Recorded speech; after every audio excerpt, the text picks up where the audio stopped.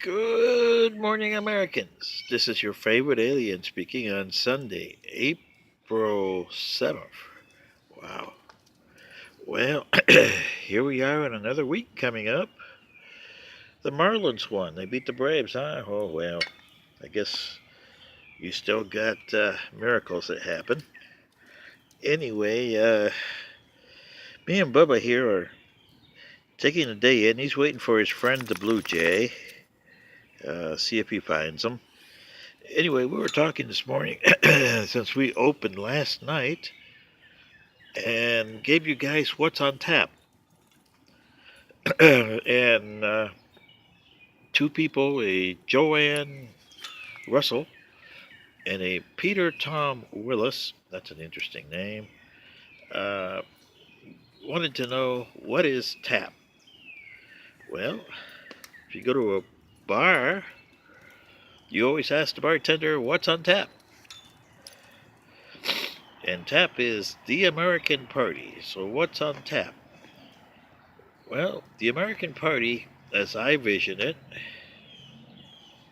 with help from you guys, if you guys like it, would be a party that has no political agendas. Everybody's welcome in it.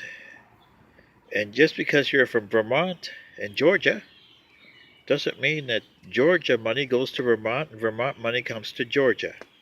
Because it's supposed to be two different states with two different ways of looking at things, with constituents that are a little different from each other.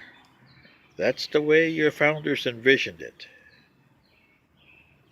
But we should also heed that the preamble to your Constitution says life, liberty, and the pursuit of happiness to promote the general welfare.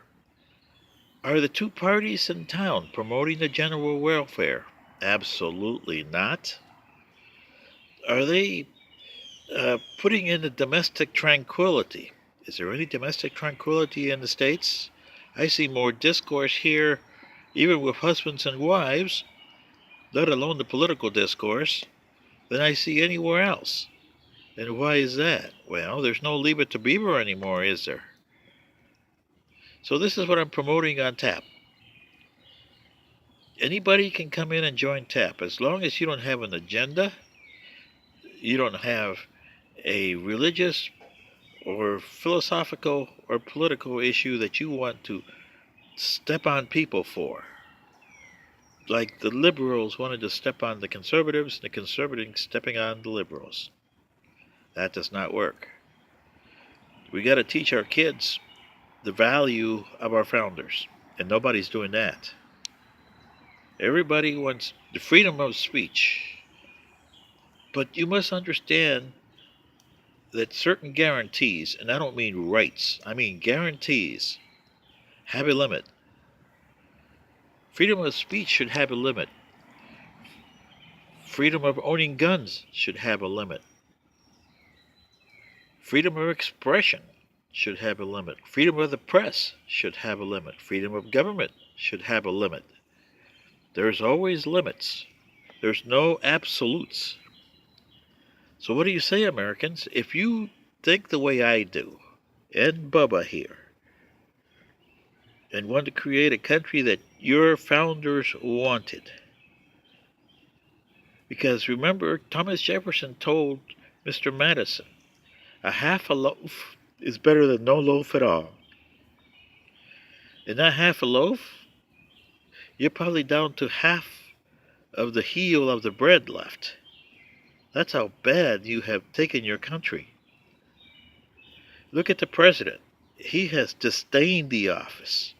Congress, long ago, whether you're a senator or a congressman or woman, you have long ago disdained the office of Congress.